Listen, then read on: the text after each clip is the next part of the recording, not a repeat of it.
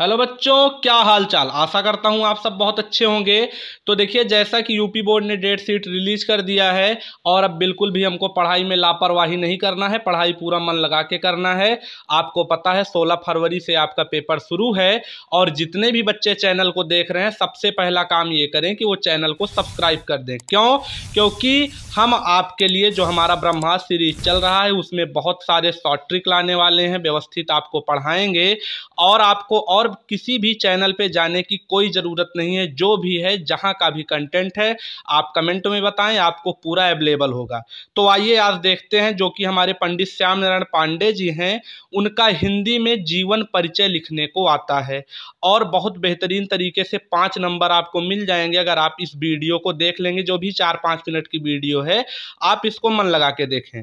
तो देखिए, सबसे पहले इनका नाम क्या है? महाकवि पंडित श्री श्याम नारायण पांडे। क्या नाम है? पंडित श्री श्याम नारायण पांडे। इनके पिताजी का क्या नाम है? श्री राम आज्ञा पांडे। माताजी का क्या नाम है? श्रीमती बतासो देवी। ठीक, नाम को बड़े ध्यान से याद करिएगा। क्योंकि नाम जो होता है वही एग्जामिनर मेन आपका देखता है। उसके बाद देखिए बच्चों, पत्नी जी, जो कि इनकी पत्नी जी का नाम है श्रीमती रमावती पांडे। क्या नाम है? श्रीमती रमावती पांडे। इनकी मुख्य रचनाएं कौन कौन सी हैं? तो देखिए, इनकी मुख्य रचना है जिसके कारण ये आज भी हमारे बीच में फेमस हैं और अगर किसी को क्रेडिट जाता है महाराणा प्रताप को अमर करने में, तो वो सिर्फ और सिर्फ इन्हीं को क्रेडिट जाना चाहिए। क्योंकि छोटे छोटे बच्चे भी जो हैं उनको महाराणा प्रताप की जो कविता है, जो कि इन्होंने हल्दी घाटी लिखा है कि चढ़ चेतक पर तलवार उठा करता था भूतल पानी को, राणा प्रताप सर काट काट करता था सफल जवानी को। और चेतक के बारे में लिखा है कि चढ़ चेतक पर तलवार उठा, तो जहां जहां चेतक का नाम आता है, या ये भी है कि राणा की पुतली फिरी नहीं तब तक चेतक मुरझाता था। तमाम लाइनें हैं जो कि कक्षा 10 के बच्चे हल्दी घाटी नामक पाठ में देखते हैं। हल्दी घाटी पूरा खंड काव्य है, जहां के बच्चे हल्दी घाटी खंड काव्य पढ़ते हैं उनके लिए तो मोस्ट इंपॉर्टेंट है। तो ध्यान से इनकी रचना याद करिए। क्या है? हल्दी घाटी, जो कि एक महाकाव्य है, इसके सामने लिखा गया है। और जौहर एक महाकाव्य है। हल्दी घाटी जो महाकाव्य है वो कुल मिला के 17 सर्गों में दिया गया है। जौहर जो है वो 21 चिनगारियों में बताया जाता है। चिनगारी मतलब होता है खंड, कितने खंडों में लिखा गया है।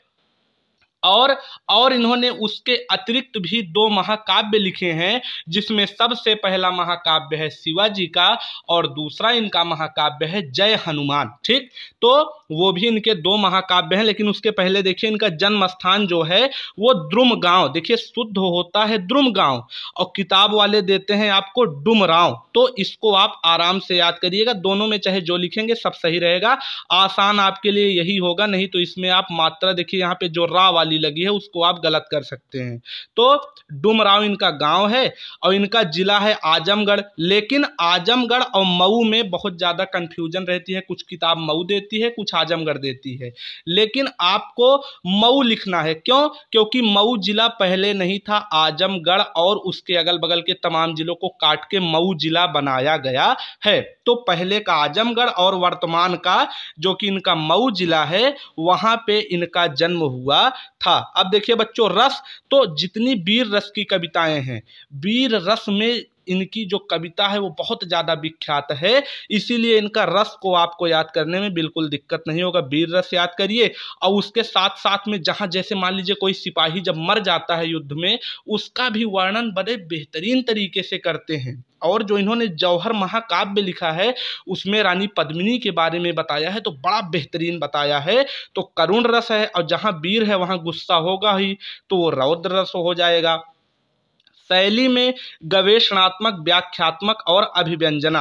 आप नाम याद करिए, डिटेल में ना जाइए, पेपर नजदीक है। अलंकार क्या है? अतिशयोक्ति अलंकार। अब देखिए, इसकी डिफिनीशन भी आती है। तो जब किसी चीज को बहुत बढ़ा चढ़ा के बता दिया जाए तो वहां पे अतिशयोक्त होता है। जैसे क्या है?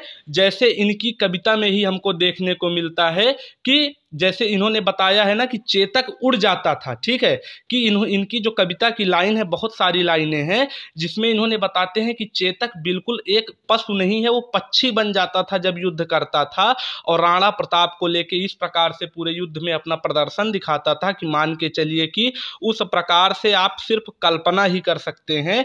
तो वहाँ पे पूरा बिल्कुल बढ़ा चढ़ा के लिखे हैं। तो अतिशयोक्ति अलंकार और रूपक अलंकार है, और बाकी इनकी जो मुख्य रचनाएं हैं वो पद्य में है और काव्य खंड में है। ठीक, अब देखिए इनका जो मेन रचना है उसका जो हमने एक ट्रिक बनाया है जिसमें आपको याद क्या करना है, वो रचना जो आपका ट्रिक वाला है वो देखिए यहाँ पे नीचे लिखा है, ये देखिए एकदम नीचे आपको दिखेगा यहाँ पे ट्रिक। देखिए ट्रिक में क्या है कि हल्दी जौहर तुमुल रूपांतर, और क्या है, हल्दी जौहर तुमुल रूपांतर, आरती जय हनुमान की, गोरावध की जय हो छत्रपति महाराज की, हल्दी जौहर तुमुल रूपांतर।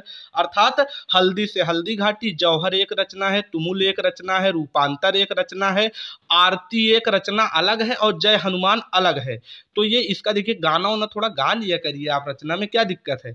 आरती एक अलग रचना है, जय हनुमान एक अलग रचना है, उसके बाद गोरावध एक अलग रचना है, और जय का मतलब जय पराजय होगा। और छत्रपति किसको कहा जाता है, शिवाजी, जो कि इन्होंने शिवाजी के ऊपर पूरा महाकाव्य लिखा है। तो आशा करता हूं आपको वीडियो पसंद आई होगी।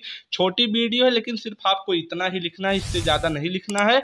अगर मान लीजिए थोड़ा बहुत इसमें बताना हो तो थोड़ा अपने हिसाब से डिटेल दे दीजिएगा। तो चलिए बच्चों, इसी प्रकार से बेहतरीन वीडियो चैनल पे आते हैं। फिर से चैनल को अभी तक नहीं सब्सक्राइब किया, सब्सक्राइब कीजिए, लाइक कीजिए, शेयर कीजिए, और अपने हिसाब से पूरी वीडियो को एक बार दो बार जब आप देखेंगे तो आपको ज़्यादा बढ़िया याद हो जाएगा। तो चलिए फिर मिलेंगे नेक्स्ट वीडियो में, तब तक के लिए ओके बाय।